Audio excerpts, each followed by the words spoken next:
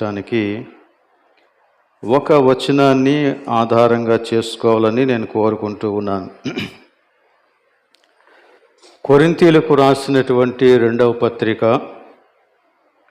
9వ అధ్యాయం 11వ వచనాన్ని మనం చదువుదాం.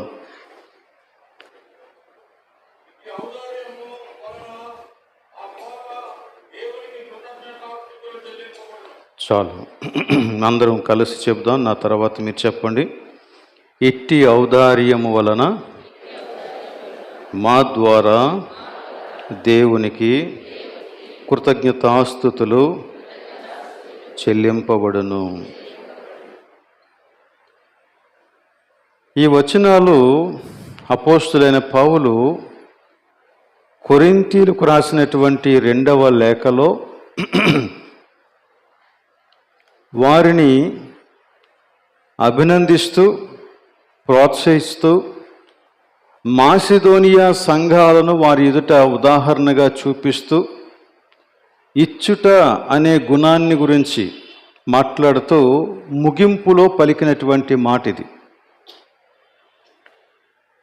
ఈ కృతజ్ఞతార్పణల పండగ విషయానికి వచ్చినప్పుడు చాలా వరకు ఔదార్యాన్ని గురించి మనం మాట్లాడుకుంటాం, లేక ఇవ్వటం గురించి మాట్లాడుకుంటాం, దేవుని యొక్క సన్నిధిలో చెల్లించేటువంటి అర్పణలను గురించి మాట్లాడుకుంటాం.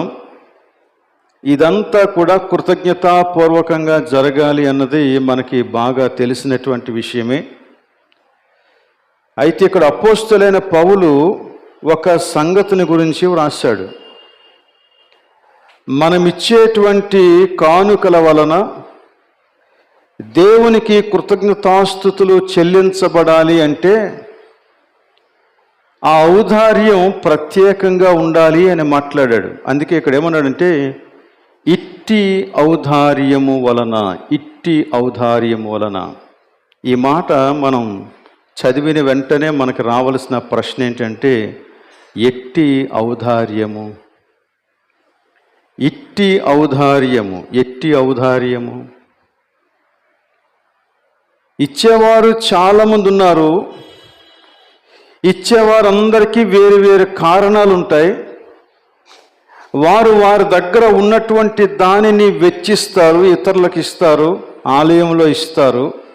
కానీ వాటన్నిటికంటే భిన్నంగా ఇట్టి ఔదార్యము వలన దేవునికి కృతజ్ఞతాస్తుతులు చెల్లించబడును. అంటే ఇది దేవునికి కృతజ్ఞతాస్తుతులు చెల్లించబడే రీతిగా చేసేటువంటి ఔదార్యం. అది ఎలాంటి ఔదార్యం అనే సంగతిని గురించి ఈ రోజున తెలుసుకోవాలని నేను ఆశపడుతూ ఉన్నాను. దీనికి సంబంధించి 2 విషయాలు మీ ముందు పెట్టి నేను ముగించేస్తాను. మొదటిది ద ఇన్స్పిరేషన్. నీ ఔదార్యానికి వెనుక నిన్ను ప్రేరేపించినటువంటి విషయం, నీ ఔదార్యానికి ప్రేరణనిచ్చినది ఏది, దాని మీద ఆధారపడి నీ ఔదార్యం దేవునికి కృతజ్ఞతాస్తుతులు చెల్లించేదిగా ఉంటుందా లేదా అనేది మనకు అర్థమవుతుంది. నీ ప్రేరణ ఏంటి? రెండో విషయం ఏంటంటే నీ ఇంటెన్షన్, అంటే నీ ఉద్దేశ్యం. నువ్వు ఏ ఉద్దేశ్యముతో ఈ ఔదార్య గుణాన్ని ప్రదర్శిస్తూ ఉన్నావు, లేక ఔదార్యాన్ని కలిగి ఉన్నావు, లేక ఇస్తూ ఉన్నావు, అర్పిస్తూ ఉన్నావు అనేటువంటి విషయం. సో ఈ 2 సంగతులను మీ ఎదుట పెట్టాలని నేను ఆశపడుతూ ఉన్నాను. చాలామంది చాలా రకాలుగా ఇవ్వటానికి ఇన్స్పైర్ అవుతూ ఉంటారు. వారికి ఉండేటువంటి రకరకాల ఇన్స్పిరేషన్స్ గురించి ఈ అధ్యాయాల్లో చాలా చక్కగానే చెప్పాడు.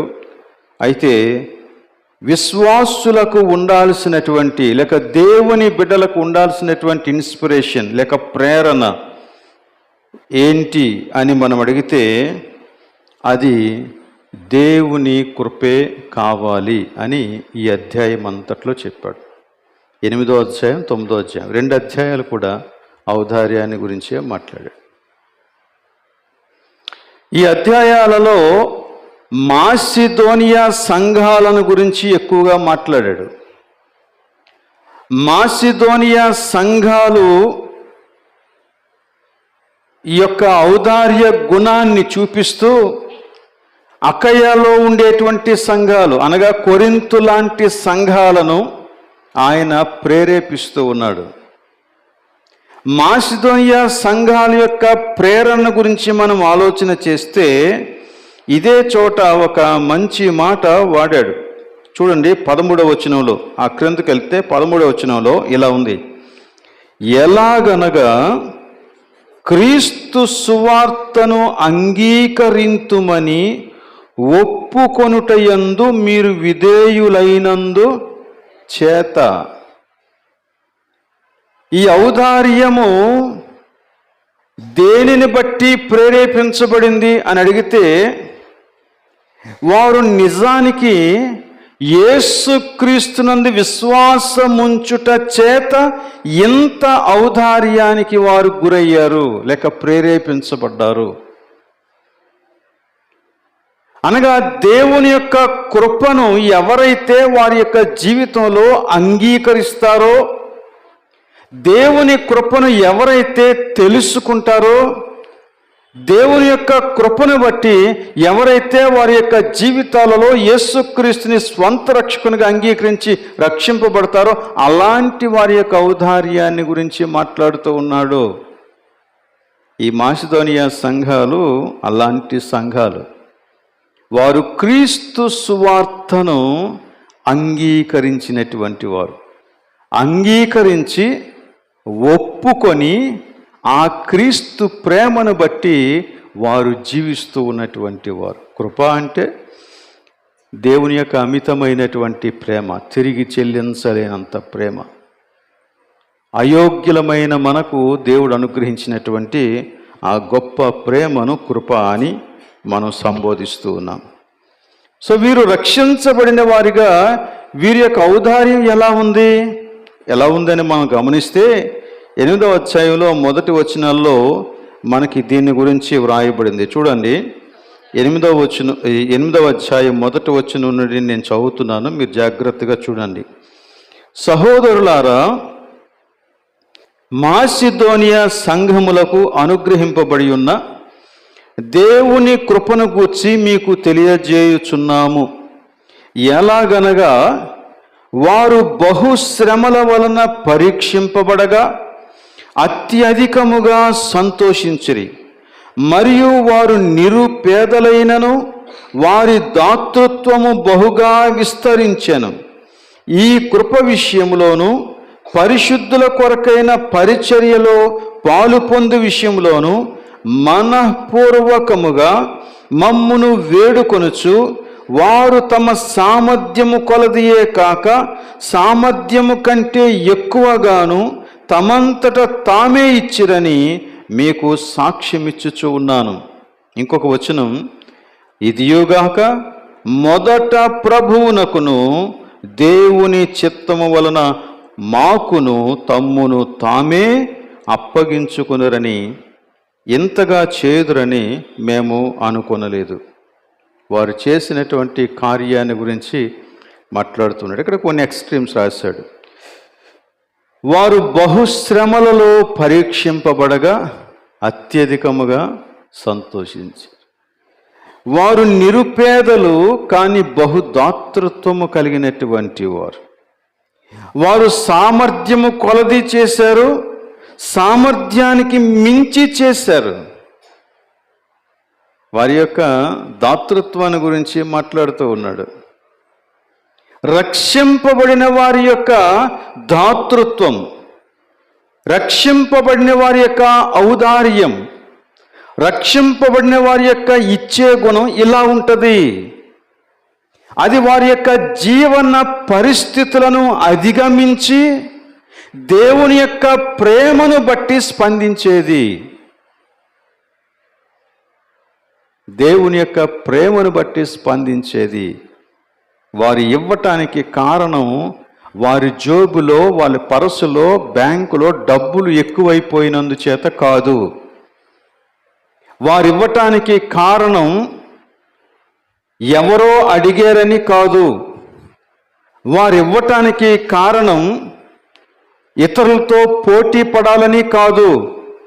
వారు ఇవ్వడానికి కారణం ఇలాంటి ప్రేరణలేవీ లేవు. కానీ వారు ఇవ్వటానికి ఒకటే కారణం ఏంటంటే, నా దేవుడు నన్ను ప్రేమించాడు, నా పాపములో, నా దరిద్రతలో దేవుడు నన్ను పైకి లేవనెత్తాడు, కాబట్టి నేను ఆ ప్రేమను బట్టి ఇతరులకు సహాయం చేయాలి, అంతే. అందుకనే ఈ విధమైనటువంటి పదజాలం పౌలు వాడుతూ ఉన్నాడు. బహుశ్రమలు, అత్యధికమైన సంతోషం, నిరుపేదలు, బహుదాతృత్వం, సామర్థ్యము కొలది, సామర్థ్యానికి మించి. సామర్థ్యం కొలది చేసేవారు చాలామంది ఉంటారు, కానీ సామర్థ్యానికి మించి చేసేవాళ్ళు చాలా తక్కువ మంది ఉంటారు. సామర్థ్యానికి మించి చేయటం అంటే అర్థం ఏంటి? వాడు త్యాగం చేస్తేనే తప్ప ఇంకొకరికి ఇవ్వలేడు, అర్పణ చెల్లించలేడు. అలాంటి ఒక త్యాగాన్ని గురించి మాట్లాడుతూ ఉన్నాడు. ఇదంతా వారు చేసినప్పుడు వారికి ఉన్నటువంటి మనస్తత్వం ఏంటో కూడా మాట్లాడాడు. వారు ఇంతగా చేయటానికి అసలు కారణం ఏంటి అని అడిగితే, వారు ఎవరి బలవంతం చేత కాదు కానీ తమంతట తామే చేశారు. ఇట్ వాజ్ వాలంటరీ, స్వచ్ఛందంగా, తమంతట తామే. అలా ఎవరు ప్రేరేపించబడతారంటే, ఎవరైతే ప్రభువు ప్రేమను బట్టి వారి యొక్క జీవితాలలో ఆ ప్రేమను అనుభవిస్తారో, రక్షింపబడతారో వారు మాత్రమే చేయగలరు. ఇందాక మనం చదివినటువంటి ఉత్తర ప్రత్యుత్తరాల కీర్తన కానీ, అలానే పాడినటువంటి 171వ పాట కానీ, ఇవన్నీ కూడా మనం కొంచెం ఆలోచన చేస్తే అవన్నీ కూడా రక్షింపబడిన వారి హృదయంలో నుంచి పొంగి పొర్లిన స్తుతి ఆరాధనలు. అందుకనే ప్రతి మాట చెప్పి, ప్రతి మాట దగ్గర ఆయన కృప నిరంతరముండును అని చెప్పాడు. ప్రతి కార్యానికి దేవుని యొక్క కృపే కారణమైంది. అలానే నేను ఎలాంటి వాడినో ప్రభువా నీకు తెలుసు. ఎవరైనా ఒకడు నన్ను ప్రేమిస్తే నా వలన ఫలం కోరుకుంటాడు, కానీ నా వలన నీకు ఎలాంటి లాభం లేదని తెలిసి కూడా నన్ను ప్రేమించావు. నా పరిస్థితి ఏంటంటే, తల్లి గర్భంలో నుంచి బయట పడినప్పటి నుంచి నేను దరిద్రుడినే, అయినా నన్ను ప్రేమించావు. ఆ ప్రేమను అర్థం చేసుకున్నవాడు, తన యొక్క స్థితిని అర్థం చేసుకున్నవాడు ఖచ్చితంగా ఔదార్య గుణాన్ని ప్రదర్శిస్తాడు. ఇక్కడ చూడండి, వారిని గురించి ఇంకా చెప్పమన్నమాట. 5వ వచనంలో ఎంత చక్కగా చెప్పాడు. ఇదియుగాక మొదట ప్రభువునకును, వారి సమర్పణ మొదట ప్రభువునకును, మొదట ప్రభువునకును, ఆ తర్వాత మాకును అని చెప్పి దానికంటే ముందు ఇంకొక మాట తగిలించాడు, దేవుని చిత్తము వలన మాకును.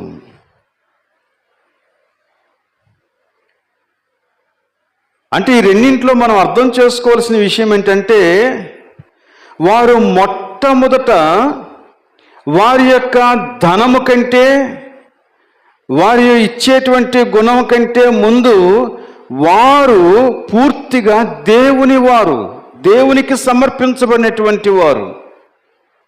వారు పూర్తిగా దేవునికి సమర్పించబడిన వారు గనుక దేవుని చిత్తానుసారంగా కనపడేటువంటి ఏ అవసరానికైనా వారు స్పందిస్తారు.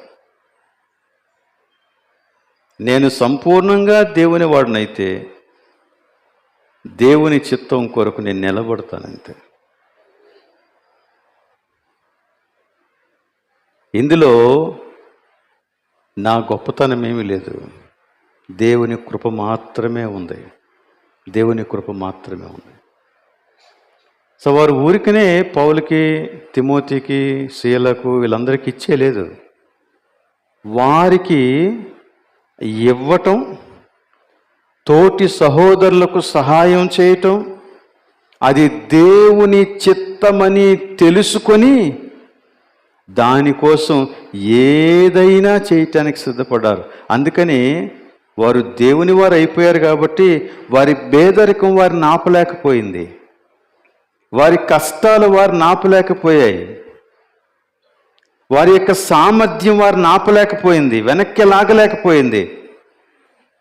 మేము ఇంతే చేయగలమండి, ఇంకా చేయలేమండి అని అనలేకపోయారు.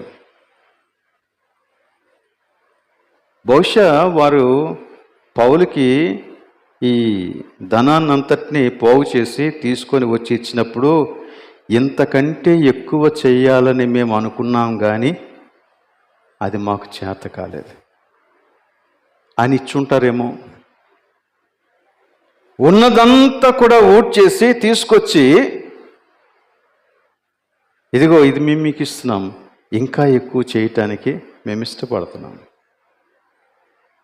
ఇంకా మేము చేయలేకపోతున్నాం, మమ్మల్ని క్షమించండి, ఇంకా మేము చేయలేకపోతున్నాం. ఆ యాటిట్యూడ్ ఒక క్రైస్తవుని జీవితంలో సహజంగా రావాలి, సహజంగా రావాలి. విశ్వాసుల జీవితంలో మాత్రమే అలాంటి ఒక యాటిట్యూడ్ని మనం చూడగలం. ఇది వారి యొక్క యథార్థమైనటువంటి ప్రేమకు సూచన అంటండి. ఇది చూడండి, 8వ వచనం. ఆజ్ఞాపూర్వకముగా మీతో చెప్పుట లేదు, ఇతరుల జాగ్రత్తను మీకు చూపుట చేత ఏంటండి అది, మీ ప్రేమ ఎంత యథార్థమైనదో పరీక్షింపవలనని చెప్పుచూ ఉన్నాను. మీ ప్రేమకు, మీ యథార్థమైన ప్రేమకు ఇది సూచన అన్నాడు. ఇది సూచన. నువ్వు దేవుణ్ణి ప్రేమిస్తున్నావు అంటానికి ఇది ఒక సూచన. దేవుని ప్రజలను ప్రేమిస్తూ ఉన్నావు అంటానికి ఇది ఒక సూచన. ఒకడు ప్రభువుని ప్రేమిస్తేనే తప్ప యథార్థంగా ప్రజలను కూడా యథార్థంగా ప్రేమించలేడు. దీనికి మించినది అంతా కూడా వేరే ఉద్దేశాలతో కూడుకున్నది. అది కేవలం వేషధారణకు సంబంధించినదని మనం నిర్ద్వంద్వంగా చెప్పొచ్చు. సో ఇది మొదటి విషయం. సో నువ్వు ఇవ్వటానికి ప్రేరణ ఏంటి? దేవుని కృపై నిన్ను ప్రేరేపిస్తే ఆ ఔదార్యం ఎలా ఉంటుంది? మాసిదోనియా సంఘాలు చేసినట్లుగా ఉంటుంది. వారు బహుశ్రమల మధ్య ఇచ్చారు, నిరుపేదరికంలో ఇచ్చారు, వారి సామర్థ్యానికి మించి ఇచ్చారు. వారిని ఎవరు బలవంతం చేయలేరు. వారు తమ్మును తామే ప్రభువుకి అప్పగించేసుకొని దేవుని చిత్తాన్ని గ్రహించిన వారై ఈ ఔదార్య గుణాన్ని ప్రదర్శించినట్లుగా మనం గమనిస్తూ ఉన్నాం. సరే, రెండవ విషయం ఏంటంటే ది ఇంటెన్షన్ ఆఫ్ గివింగ్. అసలు నువ్వు ఎందుకు ఇస్తున్నావు? నీ ప్రేరణ ఏంటి? నువ్వు ఏ ఉద్దేశంతో ఇస్తున్నావు? బైబిల్లో ఇవ్వండి అని మాత్రమే చెప్పలేదు, నువ్వెందుకు ఇవ్వాలో కూడా చెప్పింది. ఊరికనే తీసుకురండి తీసుకురండి తీసుకురండి అని బైబిల్ చెప్పడం లేదు. ఇవ్వండి ఇవ్వండి ఇవ్వండి అని బైబిల్ చెప్పడం లేదు. ఒక ఉద్దేశ్యం ఉంది, ఆ ఉద్దేశ్యాన్ని మీరు నెరవేర్చండి, అది నెరవేర్చటానికి తీసుకొని రండి. అదే ఉద్దేశ్యం మన ఉద్దేశం కావాలా? నిన్న చక్కగానే కొన్ని సంగతులు పాస్టర్ గారు చెప్పారు. అందులో వారు చెప్పిన 2 విషయాలు ఏంటంటే, ఒకటి పరిశుద్ధుల యొక్క అవసరాలు తీర్చాలి అని చెప్పారు. రెండవది దేవుని యొక్క సేవకు ఇవ్వాలి అని చెప్పారు. చాలా క్లియర్గా చక్కగానే చెప్పారు. ఓకే, ఇదే ఉద్దేశం మనదా? మన ఉద్దేశం ఇదేనా? కొన్నిసార్లు ఇచ్చేవాడికి ఎందుకు ఇస్తున్నాడో తెలీదు.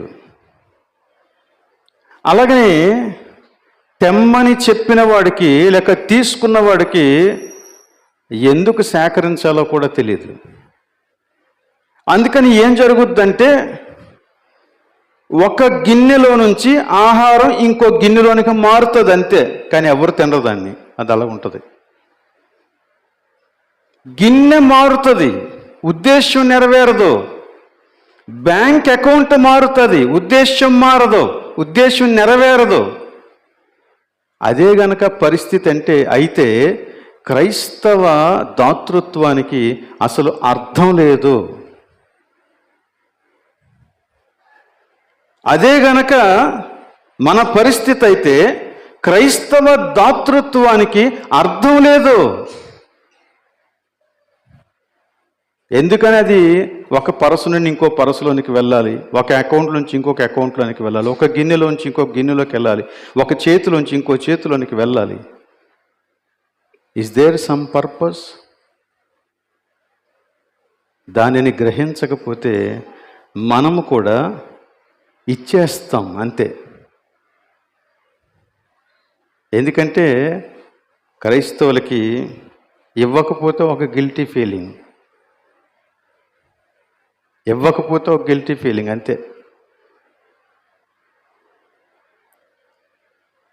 ఎందుకు ఇస్తారో తెలీదు. చాలామంది ఇటువంటి అజ్ఞానంలో గడిపేస్తూ ఉన్నారు.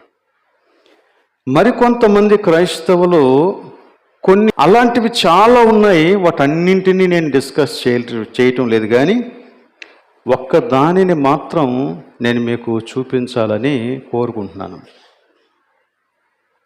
కొంతమంది ఎందుకు ఇస్తారంటే, ఇది ఎక్కువగా క్రైస్తవులందరిలోనూ చాలా ఎక్కువగా ఉండేటువంటి ఒక తప్పుడు భావన. ఏంటి ఆ తప్పుడు భావన అంటే, నేను ఇస్తే దేవుడు నాకు, తప్పుడు భావన. అది నిజం కాదు, అది అబద్ధం.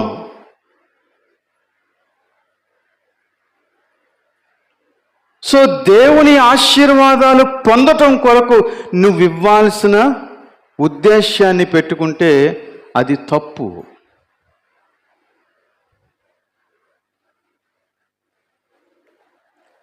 దేవుడు ఆ విధంగా నిన్ను ఆశీర్వదించాలని కోరుకోవట్లేదు. ఇంకా చెప్పాలంటే, దేవుడు ఆశీర్వదించకపోతే నీ దగ్గర కానీ నా దగ్గర కానీ అసలు ఆయన ఆలయంలోనికి తీసుకురావటానికి ఏముంటుంది? ఈ పంటలన్నీ కూడా దానికే సాదృశ్యం. వీటిని ఎవ్వరూ తయారు చేయరు. నువ్వు ఒక చిన్న విత్తనాన్ని భూమిలో వేస్తావు అంతే, అంతవరకే నీకు తెలుసు. మిగిలిందల్లా దేవుడు చేస్తాడు. దేవుడే దాన్ని మొలకెత్తేలాగా చేస్తాడు. దేవుడే దాన్ని వృద్ధిలోనికి తీసుకొస్తాడు. దేవుడే దాన్ని ఫలించేలాగా చేస్తాడు. అలా చేస్తేనే అందులో నుండి కోసుకొని మనం తీసుకొని వస్తామంతే. ఇవన్నీ మనకి ఆ విషయాన్ని నేర్పించాల.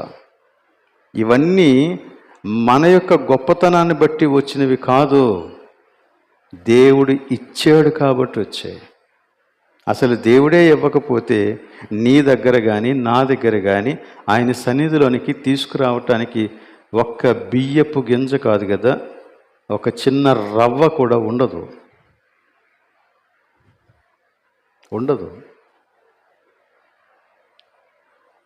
కాబట్టి నేను దేవునికి ఇచ్చినందుచేత దేవుడు నాకు ఇది ఇస్తాడు అని అనుకోవటం అవివేకం.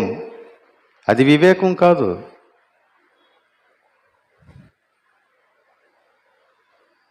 అయితే దేవుడు అందరినీ ఆశీర్వదిస్తాడు.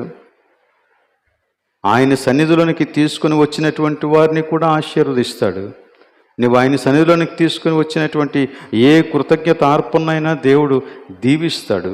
దానికి తగిన ఫలితం దేవుడు నీ జీవితంలో అనుగ్రహించవచ్చు. కానీ అది నీ ఇంటెన్షన్ కాకూడదు. దేవుడు నాకు ఇస్తాడు కాబట్టి నేను ఇవ్వాలా, నేను ఇస్తే దేవుడు నాకు 100 రెట్లు ఇస్తాడు, 10 రెట్లు ఇస్తాడు అని అనుకోవటం తప్పు. చాలామంది ఇదే ఇంటెన్షన్తో డబ్బులు ఇచ్చి చాలా తప్పు పని చేస్తున్నారు. చూడండి, అపోస్తల కార్యాలు గ్రంథంలో 8వ అధ్యాయంలో ఒక వ్యక్తి ఉన్నాడు. ఆయన ఏం చేస్తున్నాడో మీరు గమనిస్తే మనకి కొన్ని విషయాలు అర్థమవుతాయి. అపోస్తల కార్యాలు 8వ అధ్యాయం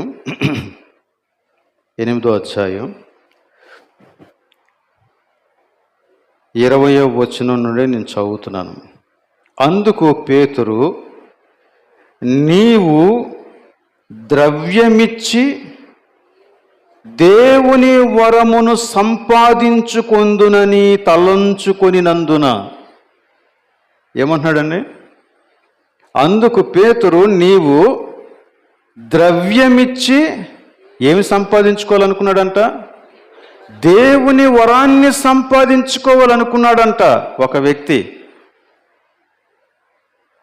అతని పేరు సీమోనే, గారడీ సీమోను. బాప్టిజం తీసుకున్నాడు, సంఘంలో వచ్చాడు, కార్యాలు చూశాడు. ఆ ముందు వచనాలు చదివితే మీకు అవన్నీ తెలుస్తాయి. ఈయన ఏం చేయాలనుకున్నాడంటే అపోస్తలులకు డబ్బులు ఇచ్చేసి, ధనం ఇచ్చేసి దేవుని వరాన్ని సంపాదించుకోవాలనుకున్నాడంటండి. దానిని పురస్కరించుకొని పేతురు ఎన్ని మాటలు మాట్లాడాడో మీరు ఒకసారి గమనించండి. నీవు ద్రవ్యమిచ్చి దేవుని వరమును సంపాదించుకొందునని తలంచుకొని నందున నీ వెండి నీతో కూడా నశించునుగాక. శాపం.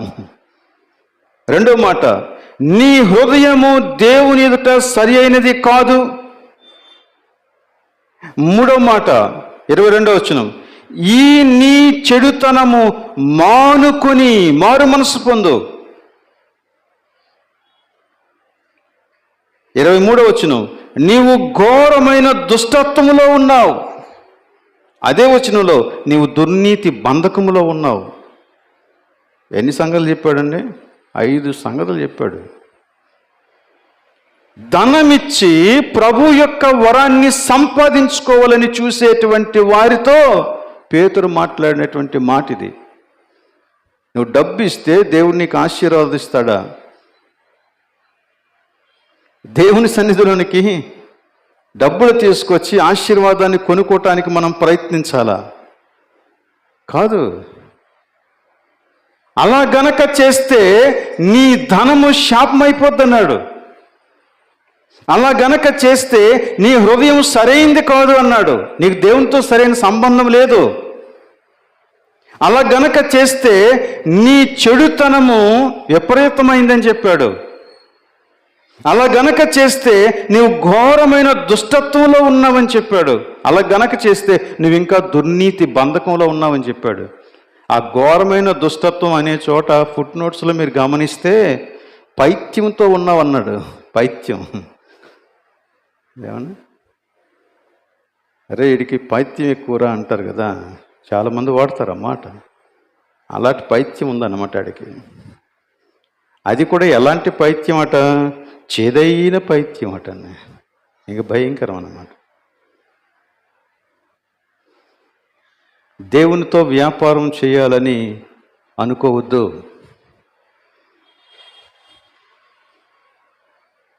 దేవునితో లాభసాటి వ్యాపారం చేయాలని అనుకోవద్దు.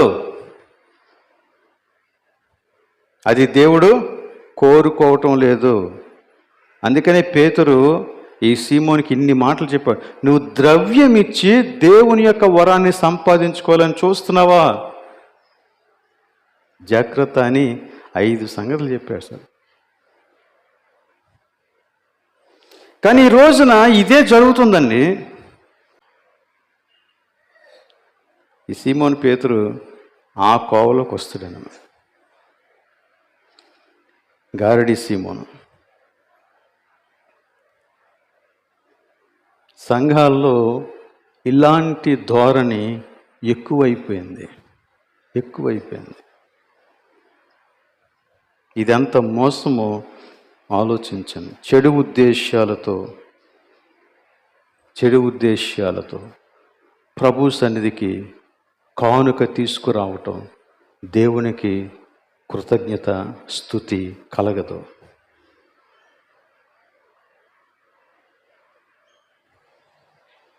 అది మనకి శాపమైపోద్ది. కానీ మనం అనుసరించే బాట అదే. చాలామంది మనం కానుకలిచ్చి ఆశీర్వాదాలు సంపాదించుకోవాలని ప్రయత్నం చేస్తాం. పెద్దోళ్ళని, పాపులర్ సేవకుల్ని ఆ విధంగా మనం కొనేస్తూ ఉంటాం.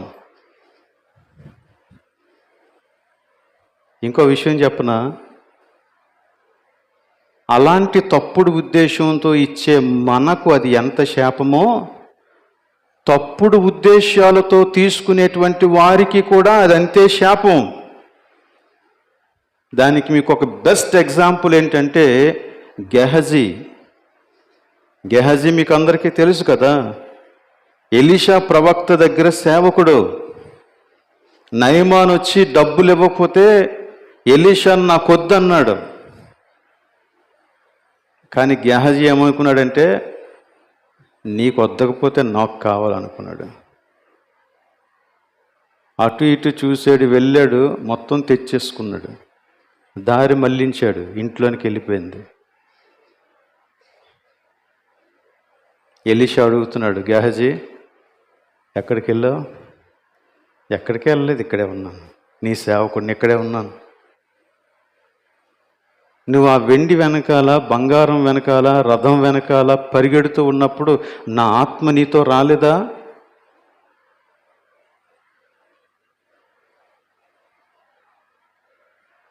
కాబట్టి నయమాను వదిలేసి వెళ్ళిపోయిన కుష్టుంది, అది కూడా నువ్వే తీసుకో. తరతరాలు కుష్టి వ్యాధితో బాధపడ్డారంట గెహజీ.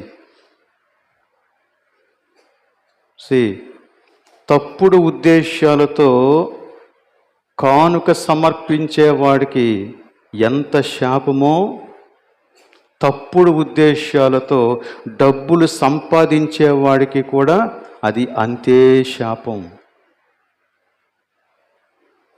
Be careful.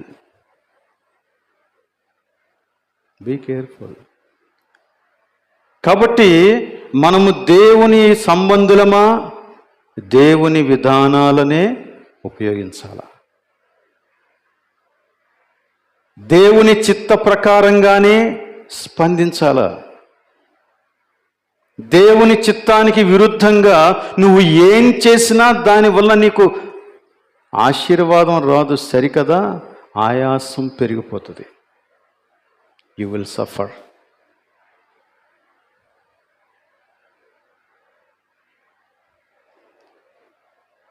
దీనికి భిన్నంగా పౌలు ఈ మాసిదోనియా సంఘాలని చూపించాడండి. ఆ సంఘాలు చూడండి, వాళ్ళు ఎలా ఔదార్య గుణాన్ని కలిగి ఉన్నారో, మనకంటే చాలా ఎక్కువ చేశారు. ఈ కొరింథు సంఘం యొక్క పరిస్థితి ఏంటంటే, సంవత్సరం క్రితం చెప్పారంటండి పౌలుకి. ఏమని చెప్పారంటే, మీకెందుకు పౌలు గారు, మీరు వెళ్ళండి, మేము చూసుకుంటాం, మీకు వెనకాల కానుక వచ్చేస్తున్నారంట. నెల అయిపోయింది, 2 నెలలు అయిపోయింది, 6 నెలలు అయిపోయింది. ఈ కొరింథు సంఘంలో వీరు చెప్పిన మాటను బట్టి ఇదిగో కొరింథు సంఘానికి వెళ్ళాం, కొరింథు సంఘంలో వాళ్ళు ఇస్తామని మాట ఇచ్చారు అని మాసిదోనియా సంఘానికి చెప్తే మాసిదోనియా సంఘం ఇలా స్పందించారు. మాసిదోనియా సంఘం వినిన వెంటనే త్యాగపూరితంగా ప్రభు యొక్క చిత్తానికి సమర్పించేసుకుంటే కొరింథు సంఘం వారు సంవత్సరం అయిపోయినా కానీ ఏం మాట్లాడడం లేదంట, ఏం మాట్లాడటం లేదు. చూడండి, అందుకే అక్కడ పౌలు ఎలా మాట్లాడాడు కొరింథీయులకు రాసినటువంటి 2వ పత్రికలో ఆ 9వ అధ్యాయంలో, ముందు 8వ అధ్యాయంలో చదువుదాం. 8వ అధ్యాయంలో 10వ వచనం. ఇందును గూర్చి నా తాత్పర్యము చెప్పుచున్నాను, సంవత్సరము క్రిందటనే ఈ కార్యము చేయుటయందే కాక చేయ తలపెట్టుటయందు కూడా మొదటి వారై ఉన్నారు మీరు. అయితే ఇప్పుడు ఏం జరిగింది? 9వ అధ్యాయంలోనికి రండి. 9వ అధ్యాయంలో 2వ వచనం. మీ మనస్సు సిద్ధమై ఉన్నదని నేను ఎరుగుదును, అందువలన సంవత్సరము నుండి అకయ సిద్ధపడి ఉన్నదని చెప్పి నేను మిమ్మును గూర్చి మాసిదోనియా వారి ఎదుట అతిశయపడుచున్నాను. మీ ఆసక్తిని చూచి అనేకులు ప్రేరేపించబడిరి, కానీ మీరు అక్కడే ఉన్నారు. అందుకే కొరింథీయులారా, మాసిదోనియా సంఘాలను చూడండి అని వాళ్ళకి రాస్తున్నాడు.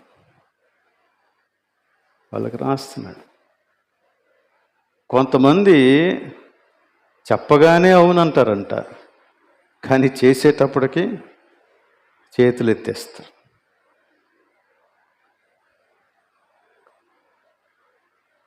వారు ప్రభువుని ప్రేమించటం అంతంత మాత్రం, అంతే. సో కనుక ఈ మాసిదోనియా సంఘాలు ఒక మంచి ఉద్దేశంతో ప్రభు కోసం ముందుకు వెళ్ళాయి.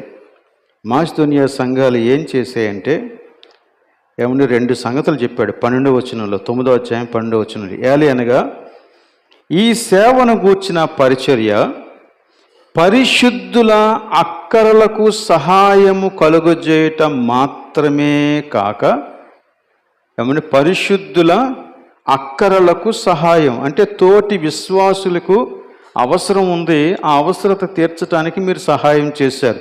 అంత మాత్రమే కాక ఇంకా ఏం జరిగింది? అనేకులు దేవునికి చెల్లించు కృతజ్ఞతాస్తుతుల మూలముగా విస్తరించుచు ఉన్నది. ఇందులో ఉన్న అంతరార్థం ఏంటంటే, మీరు చేసిన ఈ దాతృత్వాన్ని బట్టి ఇతరులు దేవుని యొక్క ప్రేమ అంటే ఏంటో తెలుసుకోగలుగుతున్నారు. తెలుసుకొని దేవుణ్ణి స్తుతిస్తున్నారంటే వారు కూడా దేవుని దగ్గరికి వస్తున్నారు. దేవుని ప్రేమ ఇలా ఉంటుందా? అవసరంలో ఉన్నవారి యొక్క అవసరాన్ని తీర్చే ప్రేమ అది. దాటిపోం. మన సంఘంలోనే పేరు కోసం చాలా పెద్ద మొత్తంలో కానుకలు ఇచ్చేవారు ఉన్నారు. అదే సమయంలో ఇంటి ప్రక్కన ఉండేటువంటి పేదవారిని పట్టించుకోలేని వారు కూడా ఉన్నారు. మనకి ఏది కావాలి? ఏ ఉద్దేశం కావాలి? పేరు ప్రతిష్టల ఉద్దేశమే కావాలి. So we do everything here and we don't do anything for the needy.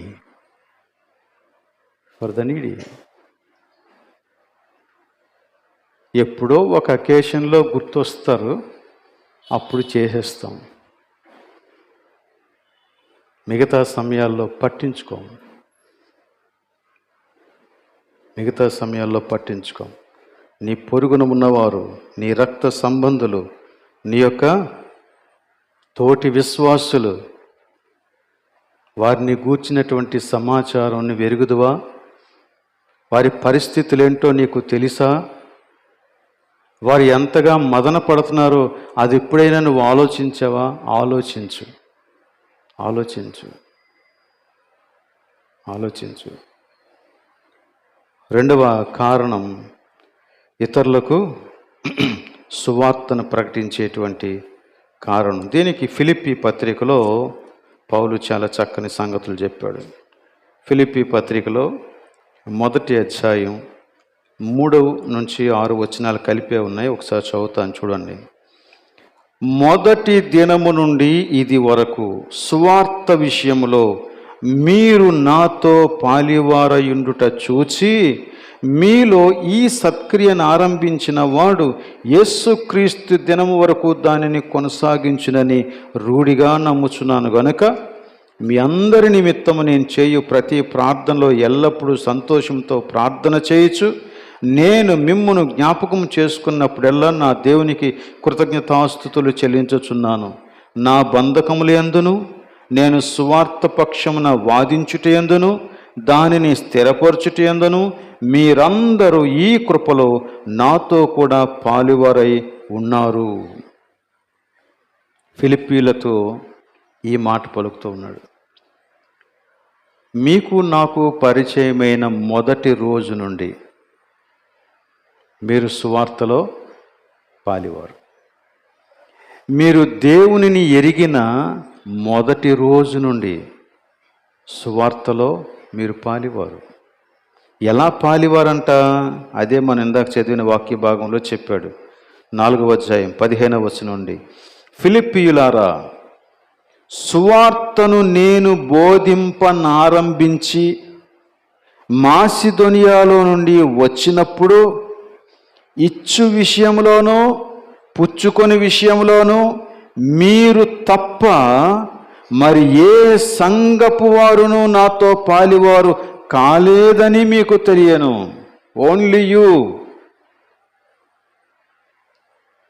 Philippi సంఘం ఒక్కటే నిలిచిందంట మాసిదోనియా ప్రాంతాల్లో సువార్తను సేవ చేసినప్పుడు.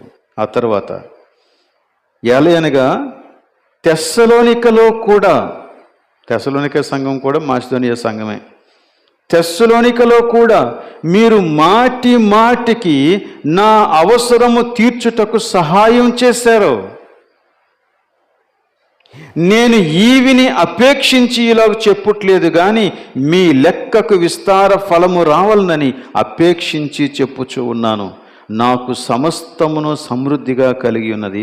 మీరు పంపిన వస్తువులు ఎపఫ్రోదితు వలన పుచ్చుకొని ఏమీ తక్కువ లేకయున్నాను. అవి మనోహరమైన సువాసనయు దేవునికి ప్రీతికరమును ఇష్టమునైన యాగమునై ఉన్నవి. అక్కడ డబ్బుతో దేవుని వరాన్ని కొనాలనుకున్నప్పుడు రకరకాల మాటలు చెప్పాడు. ఇక్కడ పౌలు సువార్త పక్షంగా పోరాడటానికి వారు నిలబడినందులకు ఎన్ని మంచి మాటలు చెప్పాడో చూడండి. అవి మనోహరమైన సువాసనయు దేవునికి ప్రీతికరమును ఇష్టమును అయిన యాగముగా ఉన్నవి. దేవుని ఎదుట నిలిచే అర్పణ, అది దేవుని యొక్క చిత్తానుసారంగా అర్పించేటువంటి అర్పణ. ఓకే, ఆల్రెడీ కానుకల పండుగ అయిపోయింది. ఓకే, కృతజ్ఞత అర్పణల పండుగ అయిపోయినా మన యాటిట్యూడ్ అంతటితో ముగిసిపోకూడదు. యాటిట్యూడ్ కొనసాగాల. ఆ యాటిట్యూడ్ ఇగో దేవుని యొక్క వాక్యానుసారమైన యాటిట్యూడ్గా ఉండాలి. ఇలా గనక ఉంటే దేవునికి మహిమ కలుగుతుంది. అనేకులు దేవుణ్ణి స్తుతించే అవకాశం కలుగుతుంది. అనేకులు దేవుణ్ణి స్తుతించే అవకాశం కలుగుతుంది. బీదలు సిగ్గుపరచబడకూడదు. బీదలు నిర్లక్ష్యపరచబడకూడదు. బీదలు అవమానపరచబడకూడదు. దేవుని సువార్త మన యొక్క నిర్లక్ష్యాన్ని బట్టి ఆగిపోకూడదు. వీటి కొరకు మనం ప్రభువు వ్యక్తులంగా, దేవుని బిడ్డలంగా, ప్రభువుకి చెందిన వారంగా ఈ దాతృత్వాన్ని కలిగి ఉండాలి. దాతృత్వం అందుకే చాలామంది పోళ్ళు లెక్కలేస్తారు అనుకోండి, ఎంత ఇవ్వాలి ఏంటి విషయాలన్నీ. బైబిల్లో మనం యేసుక్రీస్తు ద్వారా రక్షించబడిన వ్యక్తులమైన మనము ఇంకా చాలా విషయాల్లో పాత నిబంధన క్రైస్తవులాగా బ్రతుకుతూ ఉంటాం. పాత నిబంధన క్రైస్తవులు అంటే ధర్మశాస్త్ర సంబంధమైన క్రైస్తవులు. దశంభాగం తీసానండి సరిపోద్దా అని అడుగుతూ ఉంటాం మనం. ఇంకాను ఎంత తీయాలండి, అసలు దశంభాగమైనా తీయాలి లేకపోతే ఇంకెంతైనా తీయాలా అని అడుగుతూ ఉంటాం. Do you love the lord? Do you love him whole heartedly? నువ్వు ప్రభువుని ప్రేమిస్తూ ఉన్నావా? హృదయపూర్తిగా ప్రేమిస్తూ ఉన్నావా? నీవు హృదయపూర్తిగా ప్రభువుని ప్రేమిస్తూ ఉన్నట్లయితే ఆ ప్రేమకు తగ్గట్టుగా దేవుడు నిన్ను ప్రేమించినటువంటి ప్రేమను అనుభవించిన వానిగా నువ్వు ఇవ్వు. దానికి కొలత లేదు, దానికి కొలత లేదు. మనం 10వ భాగం అని గిరిగీసుకొని కూర్చోవలసిన పని లేదు.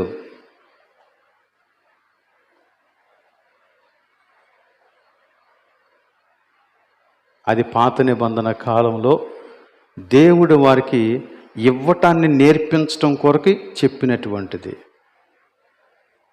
బట్ ఇప్పుడు అలా కాదు. నువ్వు క్రొత్త నిబంధన క్రైస్తవుడివిగా మాసిదోనియా సంఘాల మాదిరిని అనుసరించాల. శ్రమ, సంతోషం, పేదరికం, దాతృత్వం, ఏమండి, సామర్థ్యం కొలది, సామర్థ్యానికి మించి.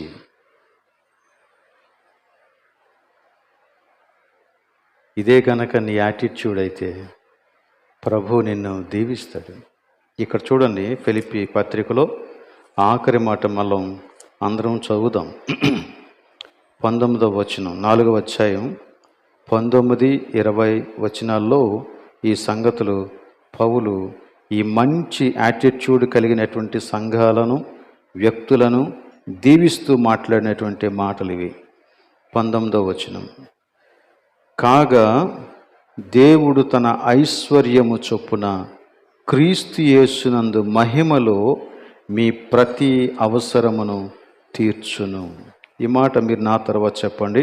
కాగా దేవుడు తన ఐశ్వర్యము చొప్పున క్రీస్తు యేసునందు మహిమలో మీ ప్రతి అవసరమును తీర్చును.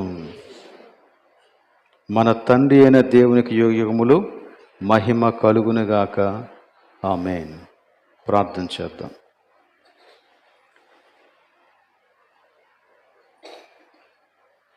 మా ప్రభువును రక్షకుడవైన మా యేసు దేవా, నీకు వందనాలు.